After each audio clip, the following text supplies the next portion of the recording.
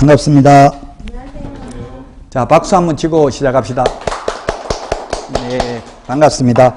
이 박수는 여러분들을 응원하는 박수입니다. 시험 볼 때까지 포기하지 마시고 끝까지 최선을 다하시기 바랍니다. 지금부터 시험 볼 때까지 수업 안 빠지고 다 들으면 충분히 합격할 수 있습니다. 오늘 그 프린터 지금 합격자 현황을 1회부터 지금 30회까지 합격자 인원이 나와 있고요.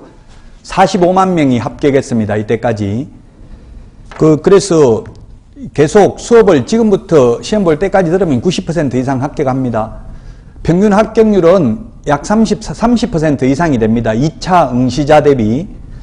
올해도 2차 응시는 7만 명 정도 응시했습니다. 그러면 30%, 2만 명만 합격해도 30%가 될 겁니다. 올해 몇 명 합격할지는 모르지만, 그래서 오늘 여러분들은 이제 오늘부터 시험 볼 때까지 수업만 안 빠지고 듣는다는 각오만 하시면 됩니다. 보통 보면은 처음에는 너무 오버페이스 하는 경향이 있습니다. 너무 이제 의욕이 앞서가지고 오버페이스를 하다 보면은 빨리 중도에 지쳐서 포기하는 경우가 많아요. 왜냐면 이게 마라톤하고 똑같은데 100m 뛰듯이 뛰어가지고 42.195km를 가기가 힘들겠죠? 그러니까 지금은 여러분들이 그 서울대학교 소비자과 김남도 교수께서 더딘 것을 염려 말고 멈출 것을 염려하라고 했습니다. 그래서 포기만 안 하고 끝까지 간다는 각오만 하시면 되고요. 너무 무리하시면 안 됩니다. 11월, 12월은 그냥 수업만 듣고 가급적이면 예습복습도 안 하는 게 좋고요. 공인중개사법은 굳이 하려면 민법을 예습복습 하셔야 됩니다. 민법은 시간이 많이 걸리기 때문에요. 자, 그러면 이번 주에는 교과서 진도는 나가지 않고요. 오리엔테이션입니다. 다음 주부터 이제 교과서 가지고 정규 진도를 나가도록 하고요. 시험 제도에 대해서 개략적인 내용을 먼저 말씀드리겠습니다. 자, 먼저 시험식입니다. 지금 오늘 프린터 1회 시험부터 내드린 걸 보면은 시험이 제가 10회 시험 때 합격을 했는데 1999년도에는 4월 달에 시험을 실시했습니다. 그 9월 달에 시험 본 적도 있고요. 10월 달에 본 적도 있고요. 해마다 달랐었습니다. 옛날에는. 그래서 지금은 예측된 삶을 살 수 있도록 하기 위해서 이제 해마다 10월 넷째 주 토요일 날 시험을 실시합니다. 그래서 내년 시험도 이제 10월 30일 토요일 날 시험을 실시할 예정입니다. 옛날에는 일요일 날 시험을 봤습니다. 저는 일요일 날 시험 봤습니다. 옛날에. 근데 그때만 해도 토요일 날 일을 했었습니다. 그러다가 격주 휴무하다가 요즘은 토요일 일 거의 안 하죠? 그래서 요즘은 토요일 날 이제 시험을 실시합니다. 또 감독관들도 일요일 날은 종교 활동한다고 감독관 안 하려고 하거든요. 그래서 이제 토요일 날 시험을 실시하는 걸로 바뀌었고요. 지금 현재는. 그래서 예측된 삶을 살 수 있도록 이제 해마다 10월 넷째 주 토요일입니다. 자, 그 다음에 응시 자격입니다. 응시 자격 시험 못 보는 경우는 딱 두 가지밖에 없습니다. 첫 번째, 시험에 부정행위하면 5년간 시험 볼 수 없습니다. 부정행위하면 5년. 그 다음에 자격 취소 3년입니다. 요것은 우리 시험 범위에도 들어갑니다. 공인중개사 제도에도 이런 숫자가 지금 5년, 3년이 있는데요. 제가 프린터 2장 내드렸는데 여기에 보면은 3년, 5년. 자, 프린터 이거는 암기 한 번에 하지 마시고요. 수업 시간에 계속 가지고 다니면서 형광펜 하나 가지고 오십시오. 다음 주부터. 형광펜으로 색칠 하십시오. 또 이거 새로 1월 달 되면 새로 내드립니다. 1월, 3월 새로 시작할 때 개정된 부분이 있으면 내드리니까. 자, 숫자 거기에 보면 3페이지 30이 아니고 41번에 보면 5년 나오죠? 41번에 5년. 1번에 부정행위하면 5년간 응시 자격이 제한된다 돼 있죠? 그 형광펜으로 밑줄만 치놓으세요. 밑줄 치고 계속 하다 보면 시험 볼 때 되면 자동으로 다 암기가 된다고요.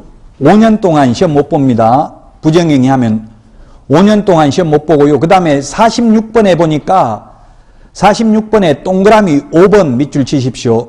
46번에 프린트 내드린 거 46번에 동그라미 5번에 보니까 자격 취소되고 3년 동안 공인, 결격 사유 이렇게 돼 있죠? 이 공인이 공인중개사 줄임말입니다. 즉 공인중개사 시험 못 본다는 이야기입니다. 자격 취소되면 3년 동안. 자, 프린트에 우리 시험 요 프린트 2장인데요. 요것만 다 기억하면 80점 받을 수 있습니다. 공인중개사법. 근데 이게 처음에는 외계어처럼 들려요. 우리나라 말이 아니고 외국말 배우는 것보다 더 힘들어요. 계속 반복하다 보면 이제 시험 볼 때는 전부 다 80점 이상 받을 수 있습니다. 그 중간에 고통을 잘 참으셔야만 되겠습니다. 자, 그래서 부정행위 하면 5년인데 우리 수능시험은 부정행위 하면 1년간 시험 못 봅니다. 제가 그래서 국토부에 건의를 많이 했어요. 수능은 1년인데 우리는 왜 5년 동안 시험을 못 보게 하냐. 불합리하다. 개선해달라 했는데 국토부 답변은 부정행위로 적발된 사람은 거의 없습니다. 그래서 우리 수능시험은 보고 나면 부정행위 몇 명 휴대폰 가지고 있다, 적발됐다 이런 거 나오죠, 뉴스에. 공인중개사 시험엔 뉴스에 나온 거 못 보셨죠. 그래서 공인중개사는 현실적으로 부정행위 하는 거 거의 없습니다. 그 부정행위를 해도 그냥 그 시험만 무효로 하고 나오면 됩니다. 근데 이제 공무원하고 거기 감독관하고 욕하고 싸우고 이러면은 검찰에 고발해버리면 5년간 시험 못 볼 수도 있어요. 싸움하고 욕만 안 하면 됩니다.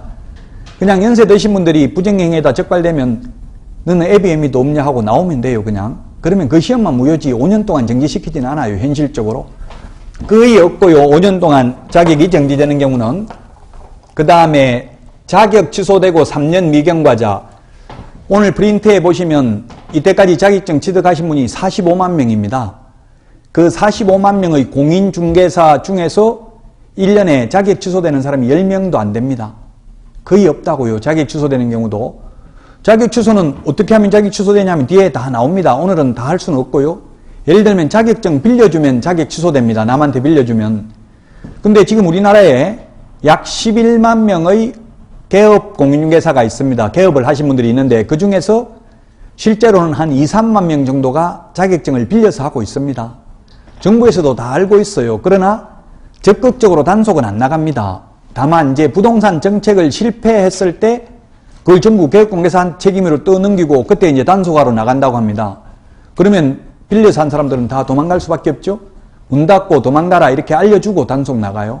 현실적으로. 왜? 문 닫아버리면 그날 하루라도 계약서 안 적으면 가격이 안 올라가잖아요. 그래서 자격 취소되는 사람도 거의 없습니다. 어쨌든 여러분들 중에 만약에 이 두 가지 중에 하나에 해당되신다면 시험 못 볼 수도 있으니까 원장님하고 상담을 하셔야 돼요. 만약에 이 둘 중에 하나에 해당된다면 시험 못 본다고요? 이것 빼고 나머지 미성년자, 피성년 후견인, 피한정 후견인, 파산 선고받은 자, 신용불량자, 교도소에 수감 중인 자 시험 다 볼 수 있습니다. 인터넷에 질문 올린 분 있더라고. 출소한 지 일주일밖에 안 됐는데 시험 봐도 되냐? 봐도 됩니다. 시험은 봐도 됩니다. 단 개업은 못해요. 교도소에서 출소하고 3년 지나야 개업할 수 있지만 교도소 안에서도 시험은 볼 수 있다고요. 자격은 취득할 수 있습니다. 자, 원서 접수가 이게 이제 내년부터 달라집니다. 올해까지는 원서 접수 기간이 열흘 동안 10일 동안 원서를 접수받았습니다. 근데 내년부터는 이제 원서 접수 기간이 5일로 단축됐습니다.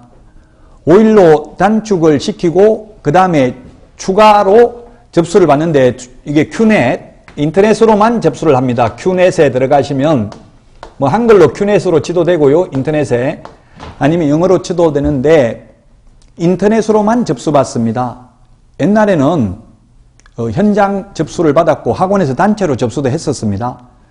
그러다 보니까 이게 감독을 하기가 굉장히 어려웠습니다. 한 교실에 한 학원 학생들이 다 들어와가지고 통제가 안 되는 거예요. 시간이 끝났는데도 계속 시험 보고 있고 제출하라고 하니까 좀 봐주세요 하고 이러니까 단체로 집단 행동을 하니까 통제하기가 어려워가지고 지금은 인터넷으로만 접수받고요. 그래가지고 다 섞어버립니다. 따라서 여러분들이 같이 접수해도 절대로 같은 교실에서 시험 보기 어렵습니다. 더군다나 옆에 붙어서 하기는 더 어렵고요.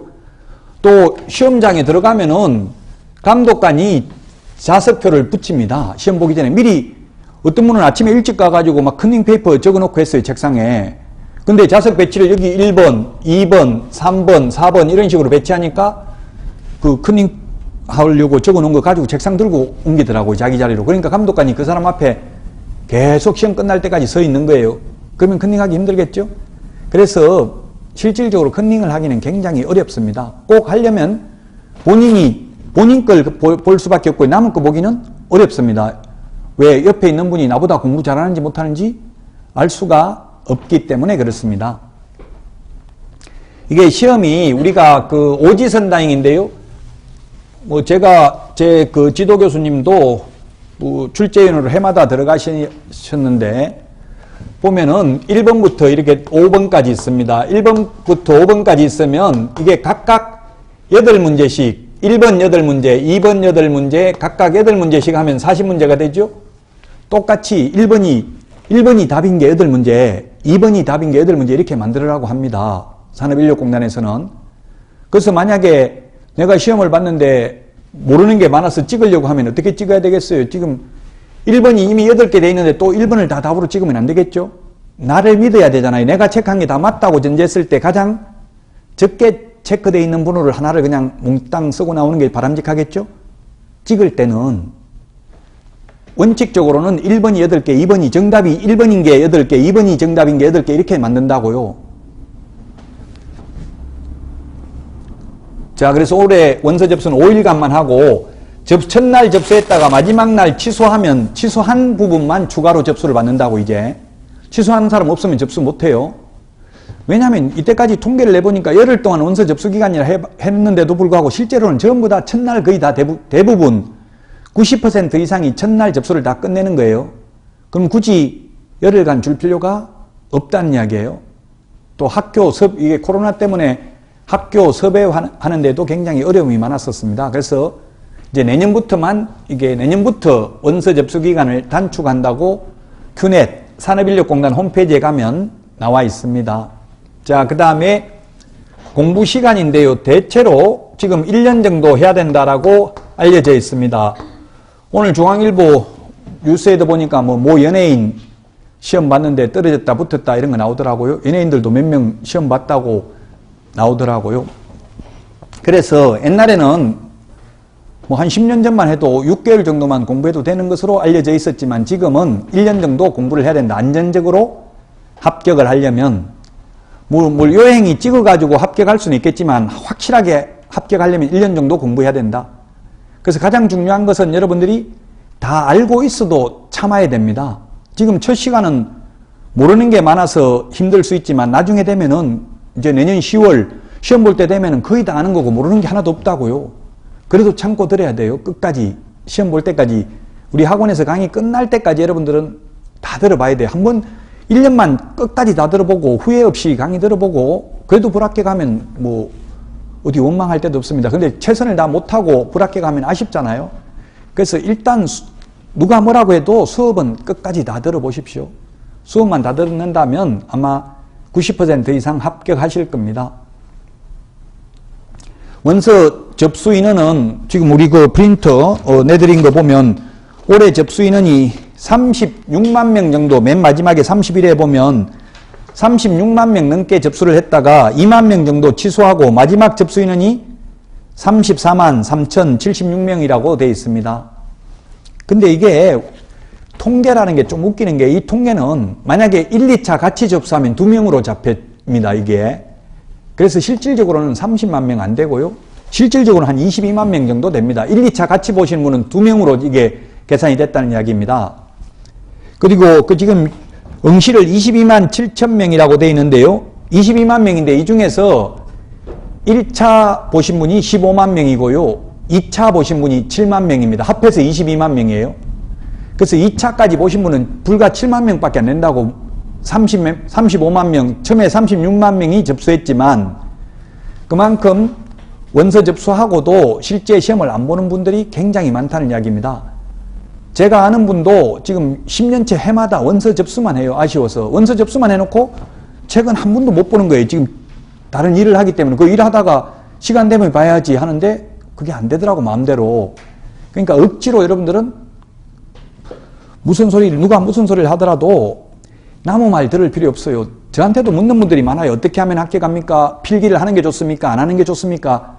그게 정답이 없다고요. 왜냐하면 사람마다 다 다르거든요. 필기하는 게 공부 잘 되는 분도 있고 안 하는 게 잘 되는 분도 있고 내가 공부를 해보고 나한테 맞는 걸 내 스스로 발견해야지 남의 말 들을 필요는 없다는 이야기입니다. 사람마다 다 다르기 때문에. 물론 저는 개인적으로 묻는다면 저한테는 가급적이면 필기를 하지 않기를 바랍니다. 특히 남자분들은 육체와 정신이 분리가 안 돼요. 그래서 저 같은 경우도 예를 들어서 밥 먹으면서 전화 받으면 밥 다 흘려요. 왜냐하면 전화 받는데 신경 쓰다 보면 남자는 두 가지를 못해요. 여자분들은 운전하면서 껌 씹으면서 전화하면서 다 가더라고요. 여러 가지 일도 같이 하더라고요. 그 남자분들은 여자분하고 달라요. 구조적으로. 그러니까 가급적이면 필기를 안 하는 게 좋아요. 이게 프린트 2장 내드린 거 이게 다 들어있다고요. 80% 이상은 이 안에 있으니까 굳이 필기 안 해도 되는데 필기하는 게 공부 잘 되면 해도 상관없어요. 그러니까 절대적인 거는 신만이 할 수 있고 인간은 상대적일 뿐이에요. 그래서 어떻게 해야 무조건 합격한다 이런 거는 없다는 이야기입니다.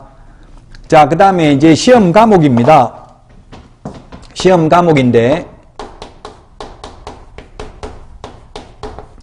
시험 과목은 1차 시험이 있고요.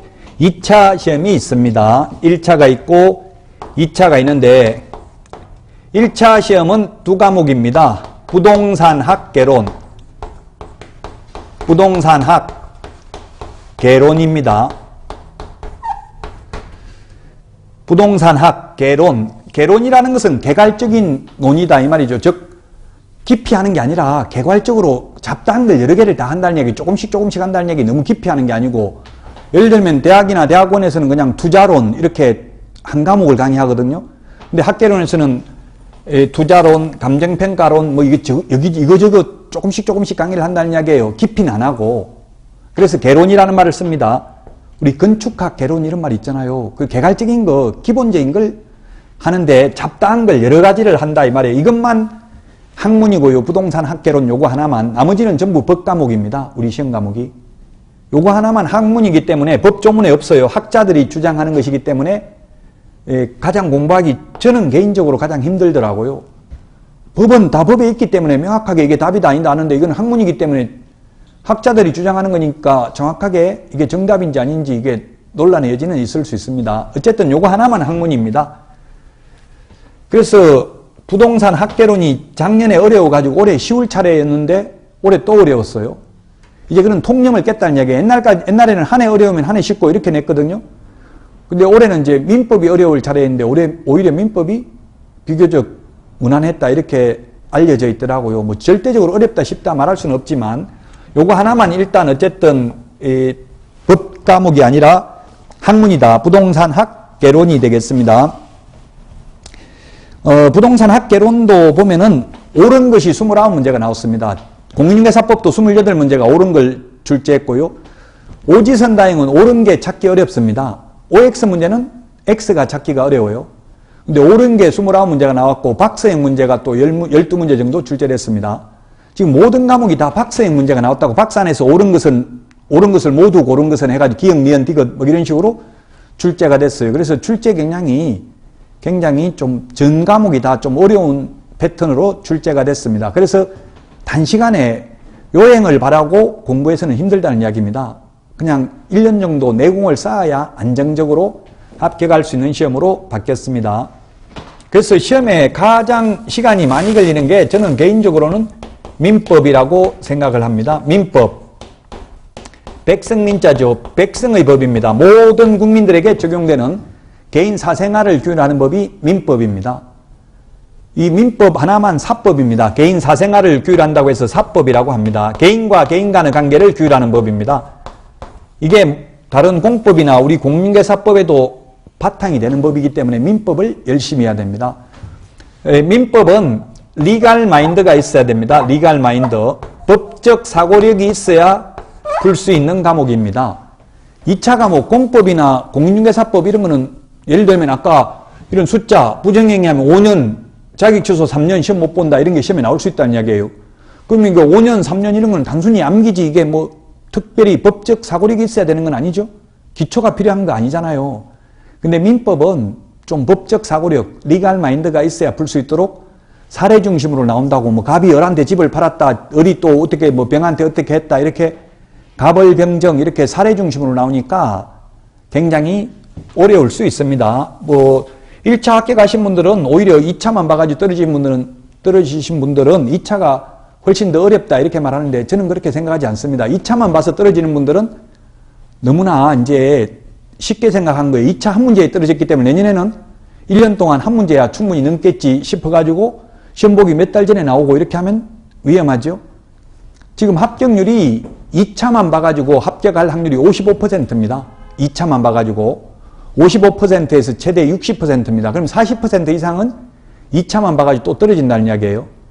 만약 2차만 봐가지고 지금부터 시험 볼 때까지 하면 100% 합격입니다. 근데 이제 아무래도 2차만 하고 그것도 2차 점수가 한 문제 때문에 떨어지고 이렇게 했으면은 지금부터 공부하기 싫잖아요. 그럼 한 달 전에, 두 달 전에 이렇게 나와가지고 하면 그게 쉽지가 않다는 이야기입니다. 그래서 알든 모르든 억지로 그냥 수업만 듣고 있으면 자동적으로 합격돼요. 2차만 하는 분들은 혹시 계신다면. 1차가 시간이 훨씬 많이 걸리고요. 민법은 총칙에서 이제 개략적으로 이제 나오는 파트만, 총칙이라는 것은 총체적 규칙이라는 뜻이죠. 총칙에서 민법 103조부터 766조까지가 시험 범위인데 10문제가 나오고요. 그 다음에 물권법에서 물권 편인데 편의상 물권법이라고도 합니다. 14문제가 출제됩니다. 물권이 8가지가 있습니다. 물권 법정주의라고 해서 무슨 말인지 몰라도 그냥 듣고 있으면 됩니다. 예를 들면 점유권, 소유권, 지상권, 지역권, 전세권, 유치권, 질권, 저당권 이런 게 있어요. 이 8개가 물권인데 이 중에서 질권을 제외한 7개 법에서 14문제가 출제됩니다. 그 다음에 계약법이 있는데요. 계약법은 매매계약, 교환계약, 임대차계약 여기에서 10문제가 출제되고요. 그 다음에 민사특별법에서 5문제가 출제됩니다. 그냥 제목만 들어보면 주택임대차보호법, 상가건물임대차보호법, 그 다음에 부동산 실권리자 명의등기에 관한 법률, 집합건물 소유 및 관리에 관한 법률, 그 다음에 가등기 담보 등에 관한 법률 이렇게 5개 법률에서 6문제가 출제됩니다. 그래서 이 민법이 5과목 전체 중에서 나머지 4과목 다 공부해야 될 분량을 합한 분량 정도 된다라고 일반적으로 알려져 있습니다. 그래서 민법 공부하는데 시간을 가장 많이 할애해야 됩니다. 굳이 여러분들이 1, 2차 같이 하신다면 11월, 12월에 예습복습 한다면 민법 위주로만 하시면 됩니다. 왜냐하면 2차 과목은 또 중간에 바뀔 수도 있어요. 괜히 암기했다가 바뀌면 더 골치 아프죠. 잊어먹고 또 새로 암기해야 되잖아요. 그러니까 2차는 그냥 수업만 들으세요. 11월, 12월은 암기하려고 하지 마시고요. 시간 나면 가급적 민법 공부하시고요. 자, 이게 이제 1차 과목인데요. 1차 과목 평균 60점 이상이면 합격이고요. 40점 밑으로 과락이 없어야 됩니다. 40문제가 출제되니까 한 문제에 2.5점입니다. 그래서 16문제는 맞춰야 됩니다. 그래서 모든 선생님들을 다 사랑하시라고요. 미워하면 말하는 거 듣기도 싫고 꼴보기 싫고 괜히 주는 것 없이 미우면 공부하기 싫죠. 그러니까 1년만 사랑하시자고요. 예, 영원히 같이 살자고 하면 힘들겠죠. 근데 1년은 참을 수 있어요. 1년만 좋아하면 과락은 면할 수 있거든요. 과락만 면하면 다른 데서 또 보충하면 되니까요. 평균 60점만 넘으면 됩니다. 그래서 1차는 만점이 80점이라고 보시면 돼요. 왜냐하면 한 과목 80점, 한 과목 40점이면 합격이잖아요. 근데 한 과목 100점 나오고 나머지 37.5점 나오면 불합격이죠. 그 필요 없다는 얘기예요. 80점 넘어도. 어떤 분들 그런 질문 하신 분이 있어요. 1차에 두 과목 100점 받으면 나중에 2차에 보태주냐? 안 보태줍니다. 1차는 1차로 끝나고요. 2차는 2차 과목만 가지고 따로 계산을 합니다. 그래서 1차가 중요하다. 특히 민법이 중요합니다. 자, 그 다음에 이제 2차 과목이 있는데 2차 과목. 2차 과목은 원래 1차 합격하신 분들만 볼 수 있어요. 이게 나중에 우리 교과서에 다 나오는 이야기 지금 하고 있는 게 1차 합격하신 분들만 볼 수 있는데 현실적으로 1, 2차 같은 날 동시에 보거든요. 그래서 합격했는지 불합격했는지 모르는 상태에도 볼 수 있어요. 그렇게 기회를 주는데도 불구하고 안타깝게도 1차만 응시하고 2차를 안 보시는 분들이 굉장히 많아요. 시험 보다 보면 한 30명 정도 한 교실에 들어가는데요. 1차 보고 나면 거의 10명도 안 남아요. 다 나가버리고 1차 시험 못 봤다고 집에 가버리고 1차 볼 때는 20명 이상 되는데 20명에서 25명 정도 되는데 몇 명 결석하고 근데 실제 2차 시험 볼 때 보면 반 이상 집에 가버리더라고요. 절대 여러분들은 혹시나 만약에 2차가 좀 공부가 모자라더라도 끝까지 2차 한번 경험하는 거하고 안 하는 거하고 굉장히 차이가 많이 나요. 실제 그 좌석에 앉아서 시험 보는 거는 제가 시험을 15번 이상 시험 봤는데 기억에 지금도 또렷이 남아요. 그래서 제가 요즘은 이미 합격한 사람은 시험을 볼 수가 없어요. 그래서 제가 산업인력공단하고 국토부에 건의를 해놨어요. 난 강사인데 시험 보고 싶다. 출제 경향이 어떻게 나오는지 내 돈 내고 보는데 왜 못 보게 하냐. 법적 근거가 뭔지 알려달라. 이렇게 했더니만 긍정적으로 검토는 해보겠습니다. 이렇게 하더라고요. 어쨌든 지금은 합격하면 제가 큐넷에 입력하니까 아예 튕겨 나와요. 기한은 이미 자격을 취득하였으므로 응시할 수 없습니다. 이렇게 나와버려요. 그래서 요즘은 제가 시험은 보지는 못하고 있습니다. 여러분들도 꼭 설령 조금 공부량이 모자라더라도 반드시 2차까지 꼭 보셔야 됩니다. 자, 2차 과목이 있는데 2차 과목은 3개가 있죠. 첫 번째 지금 제가 맡은 과목입니다. 그 과목 이름에는 보면 공인중개사의 업무 및 부동산 거래 신고에 관한 법률 및 중개 실무라고 되어 있습니다. 굉장히 긴데요. 공인중개사법이 있고요. 그 다음에 부동산 거래 신고 등에 관한 법률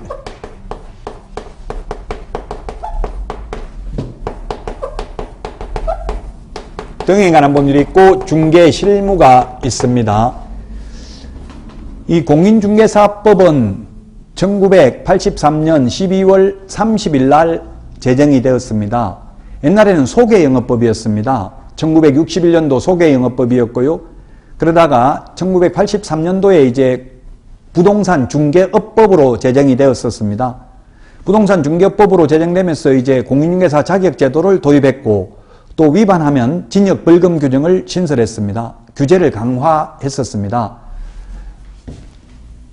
그래서 지금 현재 공인중개사법이 83년 12월 30일 날 제정돼 가지고 35번 개정이 됐습니다. 지금까지. 거의 매년 개정이 됐다고요.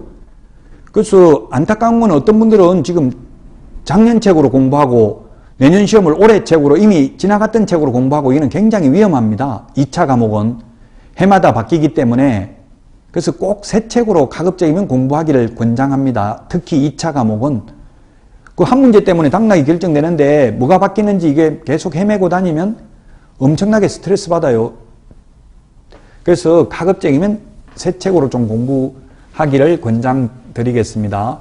이 공인중개사법은 지금 올해 개정된 게 지금 올해 책에는 반영 안 되어 있는 게 22개 정도 개정이 됐습니다. 내년 책에 반영될 게 엄청나게 개정이 많이 됐죠. 그 대표적인 게 이제 내년부터는 전월세 신고제도 이런 것도 도입됐잖아요. 올해까지는 매매만 신고했죠. 소위 임대차 3법이라고 하는 거 있잖아요. 그 임대차 3법의 하나가 전월세 신고제예요. 그 전월세 신고제도는 내년 6월 1일부터 시행됩니다. 이미 법은 다 개정되어 있어요. 다만 시행 시기가 내년 6월이에요. 이런 것들 옛날 책에는 없다는 이야기입니다. 그러니까 꼭 새 책으로 공부하기를 권장드리고요. 자, 원래는 이게 법령에서 70%, 실무에서 30% 내외로 출제된다라고 되어 있습니다. 근데 실제로는 이 공인중개사법이 훨씬 더 많이 출제됐습니다. 무려 여기에서 29문제가 출제되고요. 부동산 거래 신고 등에 관한 법률이 4문제, 실무가 7문제 이렇게 출제됐습니다. 올해. 작년에는 또 부동산 거래 신고 등에 관한 법률이 7문제가 출제됐어요. 그 출제인들이 올해 이거 작년에 많이 나왔으니까 중요하다 계속 강조하면 또 그 부분은 안 내버리는 거예요. 일부러. 그 어디서 나올지 모르기 때문에 전 부분을 다 두루 하셔야만 안정적으로 합격을 할 수 있다는 이야기입니다. 그래도 이 실무를 많이 출제하면은 어려운데 법령을 많이 출제하기 때문에 다 법에 규정이 있기 때문에 그나마 답을 하기가 쉽다는 이야기입니다. 요 구체적 내용은 조금 이따 다시 한번 보도록 하고요. 그 다음에 또 2차 과목이 뭐가 있느냐 하면 부동산 공법입니다. 공법. 민법을 사법이라고 했습니다. 개인과 간의 관계를 규율하는 게 사법입니다. 공법은 개인과 개인과의 관계를 규율하는 게 아니라 개인과 국가, 개인과 지자체, 지자체와 지자체, 국가와 국가 간의 관계를 규율하는 게 공법입니다. 그래서 공법은 헌법, 행정법, 형법 이런 게 다 공법입니다. 그런 공법은 우리 시험 범위에 들어가지 않고 부동산 공법, 그 중에서도 부동산 공법이 약 350개 정도 됩니다. 법률이. 그 중에서 부동산 중개와 관련되는 6개 법률만 시험 범위에 들어갑니다. 그래서 제목만 간략하게 말씀드리고 넘어가겠습니다. 국토의 계획 및 이용에 관한 법률 12문제 출제됩니다. 이 법의 주된 취지는 선계획 후개발이라는 이야기입니다. 이게 왜 이 법이 생겼냐면 용인의 수지 난개발 때문에 생겼습니다. 옛날에 수지 개발할 때는 국토 이용 관리법이었습니다. 국토를 이용하는 게 개발하는 게 우선이었습니다. 근데 지금은 선계획, 지금 수지 같은데 개발부터 먼저 해놓으니까 도로 같은 거 기반시설을 만들기가 힘들죠? 그래서 이제 선계획 후개발이 주된 목적입니다. 국토의 계획 및 이용에 관한 법률이 12문제가 출제되고요. 그 다음에 건축법이 7문제가 출제되고요. 그 다음에 주택법이 역시 7문제가 출제됩니다. 주택법은 30호, 30세대 이상인 아파트가 적용이 되고요. 29호, 29세대까지 빌라, 다세대 이런 거는 건축법을 적용받습니다. 그래서 주택법은 아파트 동과 동 간의 거리 제한도 있고요. 규제가 더 까다롭습니다. 그래서 삶의 질을 향상시키기 때문에 주로 우리나라에서는 아파트가 더 비싸잖아요. 연립주택 이런 것보다는. 연립주택 이런 거는 보면 앞동하고 거리가 굉장히 붙어 있는 경우도 많잖아요. 근데 아파트는 훨씬 더 멀리 떨어져야만 하죠. 그래서 주택법을 적용받는 게 더 양호한 주거 환경이 되겠습니다. 그래서 우리나라는 아파트가 더 비쌉니다. 대체로 연립주택 이런 것보다는. 자, 그 다음에 도시개발법. 도시개발법은 빈 땅에다가 택지로 개발하는 게 도시개발법을 적용받고요. 그 다음에 도시 및 주거환경정비법. 이것은 노후한 주택을 철거하고 다시 새로 재개발하는 것, 재건축하는 것 이런 게 도시 및 주거환경정비법을 적용받죠. 도시 및 주거환경정비법 6문제. 그 다음에 농지법 2문제 이렇게 출제됩니다. 농지법 2문제. 한마디로 말하면 농사 지을 사람만 농지를 소유해야 되고 농사 짓지 않은 사람은 농지를 지어갈 수 없다는 이야기입니다. 그래서 농지법 2문제 해서 40문제가 출제되고요. 그 2차 과목 중에서는 대체로 수험생들은 이 법을 가장 어렵다고는 하더라고요. 개인적인 취향이기는 합니다. 저는 개인적으로 공법보다는 민법이 더 어렵다고 생각하는데 공부하시는 분들은 2차 과목 중에서는 공법이 최고 분량이 많습니다. 법조문이 많습니다. 우리 공인중개사법은 법조문이 51개 조문밖에 안 됩니다. 근데 공법은 그거 한 10배 정도 됩니다. 그 법조문이 많은 대신에 말장난은 그렇게 심하진 않아요. 근데 공인중개사법은 법조문이 적은 대신에 말장난이 심해요. 그래서 장단점이 있다는 이야기입니다. 과목별로 특성이. 자, 그 다음에 세 번째 공시법령 및 부동산세법입니다. 부동산세법.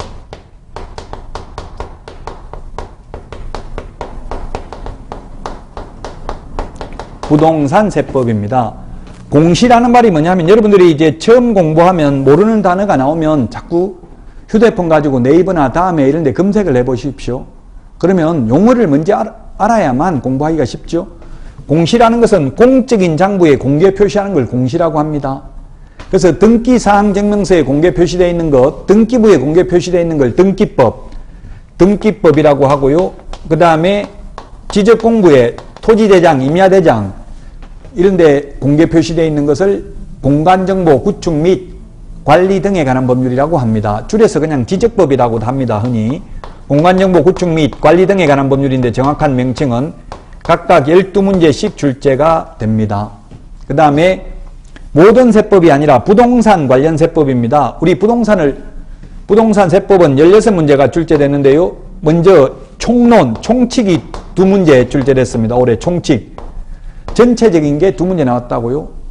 뭐 목적세냐 뭐 이런 거 묻는 거.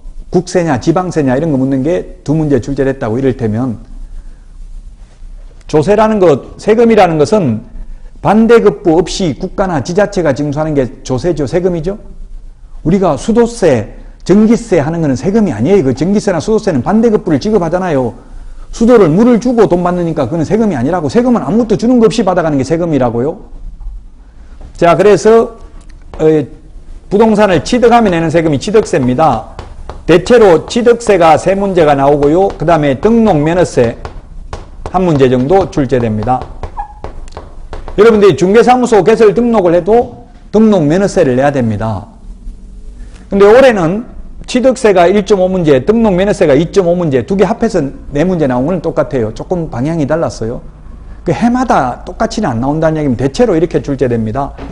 그 다음에 취득해가지고 재산을 보유하면 내는 세금을 재산세라고 합니다. 6월 1일 하루만 가지고 있으면 1년분 재산세 다 내야 되죠? 여러분들이 이런 걸 알아야 만약에 거래할 때 여러분이 매도인이냐 매수인이냐에 따라 입장이 달라진다고. 매수인이라면 가급적이면 6월 2일 날 잔금 치르는 게 바람직하겠죠? 그러면 매도인이 내야 된다고 재산세를. 근데 여러분이 매도인이라면 6월 1일 날 잔금 치르는 걸로 하면 매수인이 내야 된다고 1년분 재산세를 다. 왜? 6월 1일 딱 하루만 가지고 있으면 1년분 재산세 다 내야 되니까요. 자, 재산을 많이 가지고 있으면 내는 걸 뭐라고 하냐면 종합부동산세, 종부세라고 하는데, 재산세는 집이 10채가 있으면 10개 따로따로 재산세가 나와요. 집 한 채당. 근데 종합부동산세는 종합 다 합한다고요? 중국에 있는 부동산을 다 합해서 세금을 부과합니다. 우리나라의 종부세 대상이 1%밖에 안 된답니다. 그래서 시험에 한 문제밖에 안 나오고요. 종합부동산세는, 재산세는 3문제 정도 출제됩니다. 이게 이제 여기까지 지방세고요. 종합부동산세는 국세입니다. 국가가 받습니다. 그 다음에 양도소득세. 양도소득세가 올해도 5문제, 그 다음에 임대소득세 한 문제 해가지고 6문제 출제됐습니다. 소득세는 똑같아요. 우리 근로소득세, 종합소득세 내는 거 똑같아요. 세율. 전부 다 세율이 얼마입니까? 양도소득세는 6%에서 최대 42%죠? 42%인데 조정 대상 지역에서 2채 이상 가지고 있으면 여기 20%를 추가하고요. 3채 이상 가지고 있으면 30%를 추가합니다. 그러면 최대 72%가 되고요. 양도소득세. 여기에다가 지방소득세를 또 10% 더 내야 됩니다. 그럼 72%의 10%면 얼마입니까? 7.2%죠? 그럼 양도소득세를 80% 가까이 내야 된다고요. 그래서 우리나라가 조세 구조를 보면 OECD 선진국에 비해서 보면 보유과세는, 재산세, 종부세는 낮은 편이고요. 양도소득세는 높은 편입니다. 외국에는 지금 미국이나 뭐 캐나다 이런 데 보니까 보통 재산세가 1인당 500만 원 이상 내더라고, 1년에. 근데 우리나라는 지금 강남도 100만 원이 채 안 된대요, 재산세 평균이. 근데 자동차 그랜저 한 대만 가지고 있어도 자동차세 100만 원 내야 돼요. 그런 거에 비하면 재산세는 아직까지는 낮은 편입니다. 뭐 언론에는 재산세 폭탄 이런 말은 하고 있지만 선진국 추세를 보면 그렇다는 이야기입니다. 그러니까 우리가 뭐 정책이 잘못됐다 잘됐다 이런 거는 평가하면 스트레스만 받아요. 싸움만 해요. 그냥 우리는 시험에 나오는 것만 기억만 하면 되겠죠. 이게 이제 양도소득세고, 우리나라에서 양도소득세가 세금이 가장 크니까 지금 부동산에 관련해서 이게 시험에 가장 많이 나오고요. 지금 취득세도 이때까지는 취득세가 1%에서 4%였습니다. 지금은 이제 내년부터 이번 시험에 바뀐 거는 1주택이면 1%에서 3%인데 조정 대상 지역에서 2주택이면 8%, 3주택이면 12%잖아요. 법인이 취득해도 12%, 등유로 취득하더라도 12%, 부모한테 물려받아도 12% 내야 됩니다. 그래서 자식한테 물려주지 말고 가급적이면 다른 사람한테 팔아라고 하는 시그널이죠. 이런 게 정책을 이렇게 펴는 게. 그래서 부동산 정책에 의해서 세금은 해마다 바뀝니다. 그래서 제가 볼 때는 현업에 있는 분들이 가장 저한테도 질문을 많이 하는 파트가 세법입니다. 세법. 세법 시험에는 16문제 나오지만 제가 지금 이거 세율 같은 거 어떻게 기억하고 있겠어요? 현업에 있는 분들이 자꾸 질문을 하니까 저도 공부를 하니까 기억을 하는 거예요. 그 현업에 나가면 전부 다 의뢰인들이 매도인이 세금 무서워서 못 팔겠다 이런 말을 많이 한다고요. 그래서 여러분들이 이제 돈 번다. 이거 시험이라 생각하지 말고 세금을 알면 그만큼 돈을 벌 수 있는 거고 절세를 할 수 있는 거다. 이렇게 생각하면 아마 공부가 잘 될 거예요. 절대로 그래서 16문제 나온다고 소홀히 하면 안 된다는 이야기입니다. 한 과목도 소홀히 할 과목이 없어요. 다 한 과목 한 과목이 다 소중하고 한 문제 한 문제 소중하게 생각하면 무조건 다 합격할 수 있을 것입니다. 자, 여기까지 해서 지금 시험 과목까지 개략적으로 말씀을 드렸습니다. 잠시 쉬었다가 다시 이제 우리 공인중개사법에 대해서 좀 더 오늘 내드린 프린트 2장 요거 전체적으로 개략적인 내용만 파악하도록 하겠습니다. 예, 쉬었다가 하겠습니다.